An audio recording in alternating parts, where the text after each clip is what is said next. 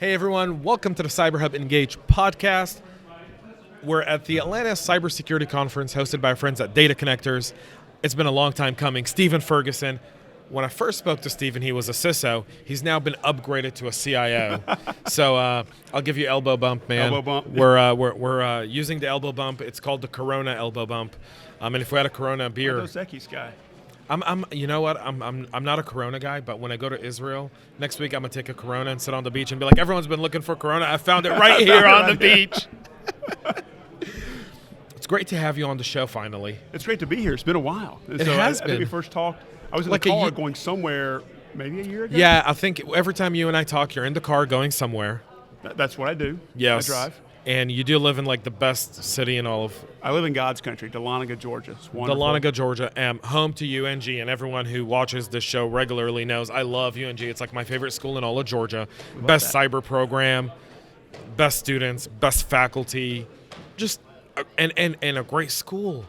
Now, it's the best 4-year and up institution in Georgia. Now, when you talk about the other higher education system, you can't forget technical college system in Georgia. No, I can't forget the technical college system of Georgia. Yeah, so we're you guys training Georgia's workforce. You guys are, and Kennesaw State does an amazing job of setting out cyber kids out. I've had a bunch of interns at our company from Kennesaw State. Awesome. Good to hear. And they come out, they're skilled, they've got hands-on experience, they know what they're doing. They're not theory guys, they're hands-on people, and you got to love that. I'm gonna get you some cybersecurity people from like Augusta Tech, Gwinnett Tech. Get you some interns. So I love Gwinnett Tech. I love Augusta Tech. We spent some time in Augusta in October. We were at the very Cyber nice. Center all day, spoke to Augusta University. Unfortunately, Augusta Tech didn't make time for us. It was really short. It was kind of a last minute. Our friends at the Georgia Department of Economic Development were like, hey, would you want to go out to Augusta? And I was like, sure, I'd love to, and why not? Beautiful place, beautiful city. Next time you're there, let me know. They'd love to spend some time with you.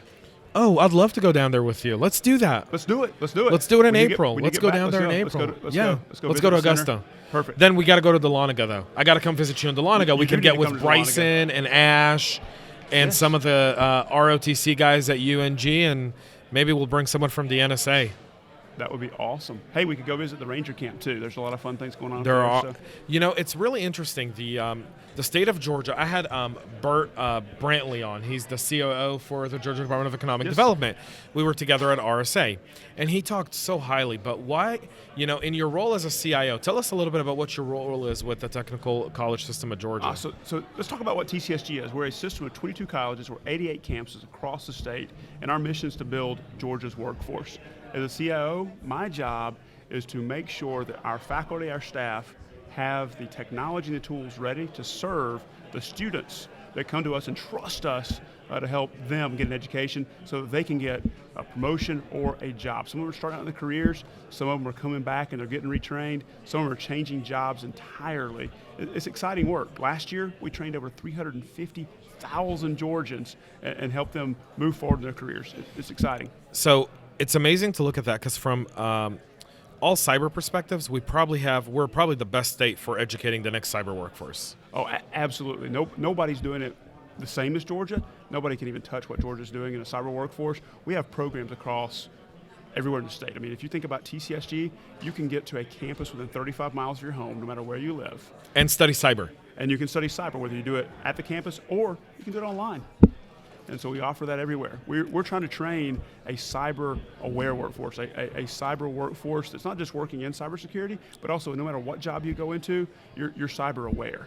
And that's very important. Do you feel like in the future we're going to see cyber be a core subject in college for students? Like it's going to, you take English, you take math, you're going to have to take cyber?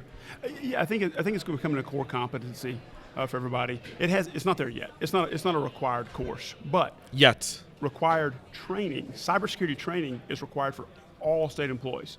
So the state is taking the lead on making sure that the people who are being charged to protect your data, to train your kids, and to get their workforce ready, they're trained on it. Well, the next step is going to be to get that workforce But trained. that's been our history as a state, right? With Governor Deal and the investment in Augusta. That's been Governor Kemp's continued mission. The way our counties are now securing our election.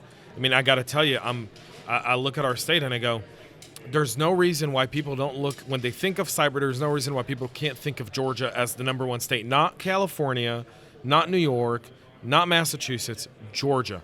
And I feel like sometimes people don't understand that when you're looking to hire people, come to Georgia because we have the best cyber workforce. We do.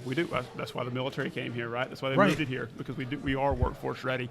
And the companies around Atlanta, I mean, you think about companies and startups, we have history here. So we've been doing this longer than cyber was a word that everyone was thinking about.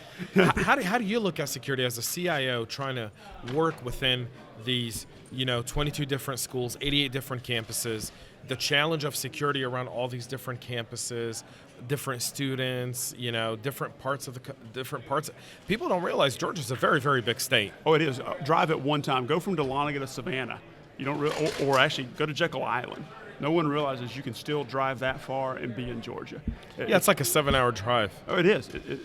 It's crazy that you get to be in this large state, and it's very diverse. There's a lot of, we go from the North Georgia mountains all the way down to the coastal areas. It's a very exciting city, a very, very exciting state. But when you think about cybersecurity, it's got to be part of the culture. Your faculty, your staff, and your students have to think about protecting themselves as well as the assets they've been trusted with.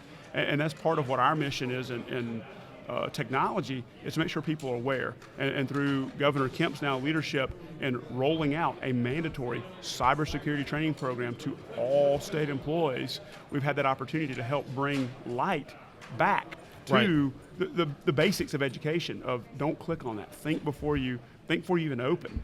Well, I think, and Georgia's been, a survey I saw not long ago said that schools in Georgia, whether it be elementary schools all the way to colleges, experience around 3,000 cyber attacks a day. Wow. More than any other state in the country. I haven't seen that statistic. I'll send that to you. Yeah, please do. That's incredible. In cyber attacks, people don't think about someone, which the most common cyber attack out there is business email compromise. Right. They don't think of that as a cyber attack. That is the jump-off point. That is the most common threat vector. $1.7 billion. Yeah, $1.7 billion. FBI released it just the other day.